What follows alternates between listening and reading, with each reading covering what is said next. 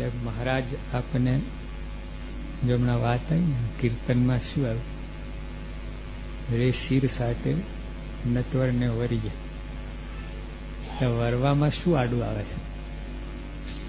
પેલા મહારાજના વખત બધું ઘણું હતું, લોક તરફથી ઉપાધિ હતી, નાદ બાર મુકાતા, કુટુંબની ઉપાધિઓ હતી, આજના દિવસે પણ છે બધા, પણ તો ઓછું છે.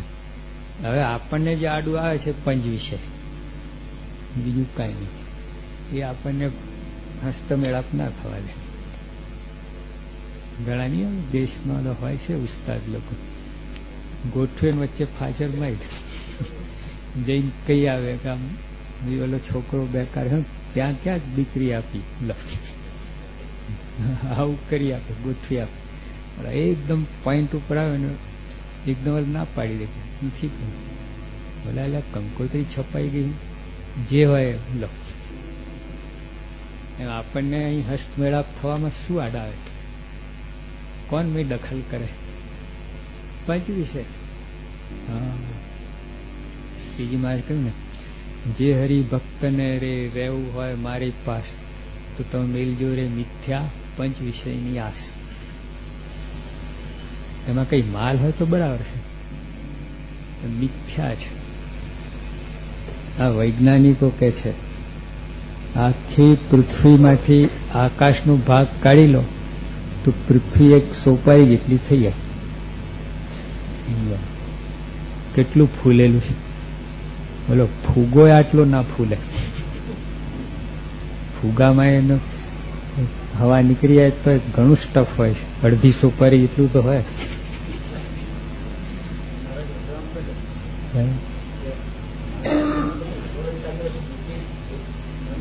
હા, એક દેશમાં લીન થઈ જાય. આ તો વૈષ્ણવની વાત છે ને, નથી બેસતી. વૈજ્ઞાનિકો આપણા કાકા કે ને તો બેસે, એવું છે. આપણા કાકા કાનપટ્ટી પકડાઈને ઉદ્બસ કહીને કે બોલ છે, હા, એના ભગવાન કે તો ભોળા ભાલા છે, તો લખી નાખ્યું લો આવું કે. એટલે જરા આવડું પ્રમાણ આપવું પડે. શ્રીજીમાના પ્રમાણ કરતા આઈન્સ્ટીનના પ્રમાણ વધારે લેવાય. આપણી બુદ્ધિ એવી થઈ ગઈ છે એટલે વાંધો નથી એનો, કેમ વાત સાચી છે એટલે એના પુરાવા મળે છે. અત્યારે વૈજ્ઞાનિક જે બધું શોધ સંશોધન કરે છે ને, બધું મળતું આવે છે. મહારાજે જે વાત કરી, અણુના કોટાન કોટી કટકા કરો એમાંય આકાશ છે. પેલા માનતા જ નતા વૈજ્ઞાનિકો કે અણુ એક છેલ્લું પાર્ટિકલ, બસ એનાથી ફાઇનલ પાર્ટિકલ, એનો હવે વિસ્ફોટ થાય જ નહીં, લાસ્ટ. તે જમાના મહારાજે આ વાત કરી છે કે અણુના કોટાન કોટી કટકા કરો એમાંય આકાશ છે. કલ્પનાથી કરી, નક્કર વાત કરી. એનો એક તોડો તો એમાંય આકાશ છે. અને અત્યારે તો કઈ 200 પદાર્થ છે એવું કે છે અણુની અંદર. આવું બધું વાત ચાલે છે. એટલે પૃથ્વી, આખી પૃથ્વી આકાશ કાઢી લો, એટલે વેક્યુમ કરી નાખ, પૃથ્વી આટલી થઈ જાય. પણ એ સોપારીનું વજન અત્યારે પૃથ્વીનું જેટલું વજન છે એટલું થાય. હા, એટલે કહેવાનું શું કે જો મહારાજના શબ્દો ના બનાય કે આ વાત મહારાજે કરી હોય અને આપણે ઓક્સફર્ડ યુનિવર્સિટી ભણીને આવ્યા હોઈએ 50 વર્ષ પહેલા, અણુના કટકા થાય જ નહીં. આ ત્યાં ભગવાને ગપ મારી છે.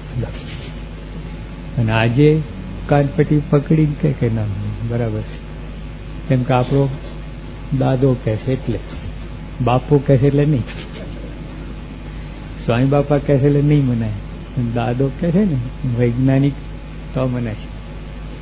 અને બધી ઘણી વાત એવી છે કે જે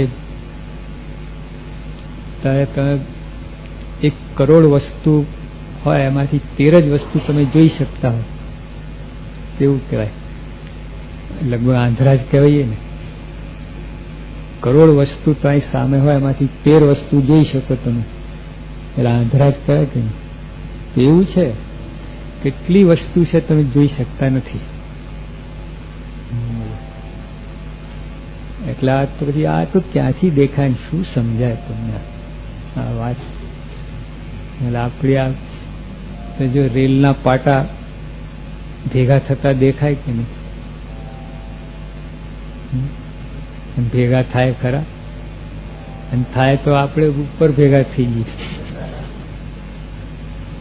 દૂર તને જો તમે ભેગા થતા રહેતા નથી. પછી લાકડી વાંકી દેખાય પાણીની અંદર, છે તો સીધી. તમે ધીમેથી હાથ મૂકીને જો વાંકી બાજુ પકડો ને, કાંઈ હાથમાં ના રાખે, છે જ નહીં ત્યાં, એ તો સીધી જ છે. તો આપણી દ્રષ્ટિમાં કેટલા દોષ છે. પછી આપણે પેંડો ખાઈને ચા પીઓ, મોરી લાગે ચા મોરી છે, દોષ છે. આપણી સ્વાદ દ્રષ્ટિમાં દોષ છે. પેલા 5 ઇન્દ્રિયો જેના વડે આપણે નિશ્ચય કરવા જઈએ ભગવાનનો, એમાં જ દોષિત છે, શુદ્ધ નથી, આમ ઠેકાણા નથી. હવે એ સાધન વડે તમે શું નિશ્ચય કરવા હતા ભગવાનનો? આપણે માપ કાઢવું હોય,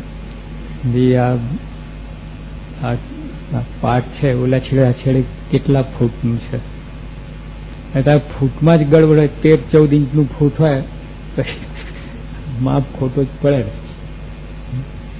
આપણે જેના વડે માપવાનું છે એ માપ જ ખોટો છે, પછી આને શું માપવાના થતા? એટલે આ વસ્તુ અહીંયા મહારાજ કીર્તનમાં આવ્યું ને કે જાજુ દાપણ ન દોર્યો, જો બહુ પછી માથાકૂટ ના કરી. હા, અમુક જોઈ લેવું. સનના જે 5 પેલા વ્રત કયા છે એ છે નિષ્કામ, નિર્સ્વાદ, નિર્લોભ, નિષ્કામ, નિર્સ્વાદ, નિર્સ્નેહી, નિર્માન. આ 5 વર્તમાન હોય તો મહારાજ એને ભગવાને સંબંધ હોય, એના એવા સંત થકી ભગવાન નિશ્ચય કરવો, એને દોષ નથી. આ 5 દોષ છે ને, નિર્લોભ, નિષ્કામ, લોભ, કામ, શ્વાસ, સ્નેહ ને માન, એ 5 દોષ છે ને, એ તમે બધા માપ ખોટા કરી નાખે.